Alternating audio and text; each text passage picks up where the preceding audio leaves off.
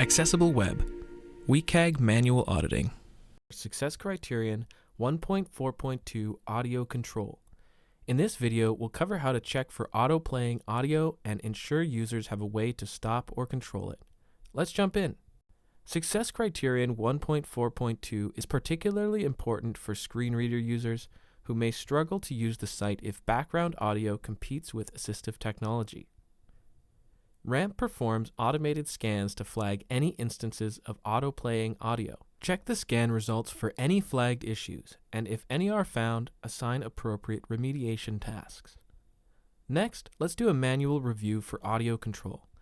Analyze the page to see if any audio starts automatically when the page loads. If the audio plays for more than 3 seconds, confirm that the user has a way to pause or stop it, or that a volume control is available. The volume control must function independently of the system volume settings. If auto-playing audio lasts longer than 3 seconds and no such control is provided, add a failure. And that completes the audit for Success Criterion 1.4.2 using RAMP's Audit Grid and Chrome extension. Giving users control over audio playback is key to maintaining a usable and accessible experience. Now it's your turn. Test your site with RAMP's Audit Grid. Try it free for 14 days using the link in the description.